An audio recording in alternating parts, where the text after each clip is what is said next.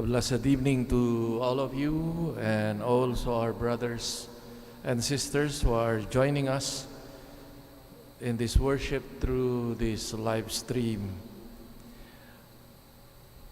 God uses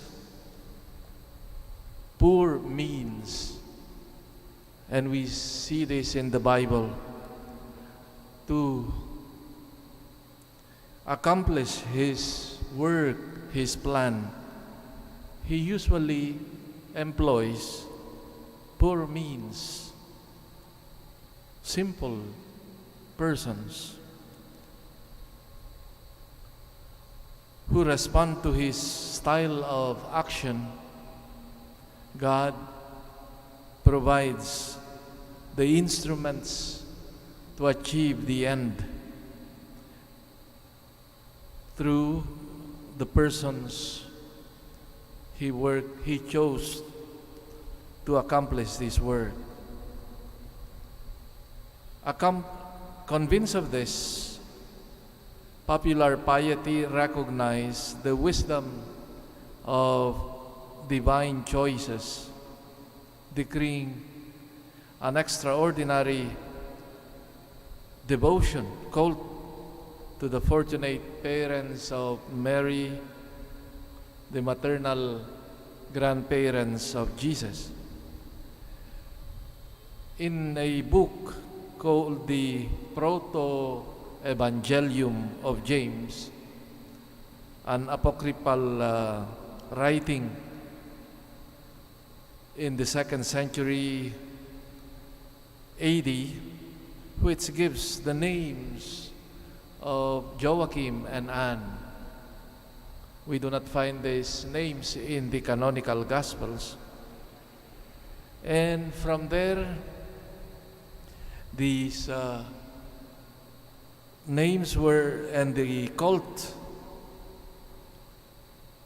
of these saints, Joachim and Anne, were integrated in the liturgy, first in the liturgy of the East, the Oriental liturgy, and then later on also in our Occidental or the Western liturgy. In fact, in the East, there is a custom of greeting parents when a child is born. Thus, the birth of Christ is followed by the feast of a kind of a congratulations addressed to Mary on January 1st. And the birth of the Blessed Virgin Mary on September 8th is preceded also by the feast of congratulations to Joachim and Anne. The promise made to Abraham, close to completion, also passed through them who today enjoy the fruits of their calling themselves as blessed together with their daughter Mary, exalted by all generations as the Mother of God. One of the church fathers said about Joachim and Anne, or described them in the following way: "O blessed couple, all generation is in your death, for through you is presented the noblest of the gifts of the Creator." It was because of Joachim and Anne's faith that Mary was able to make her response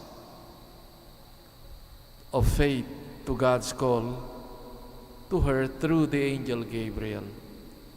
These grandparents of Jesus helped create the environment of faith in which he would grow in wisdom, in stature, before people and before God.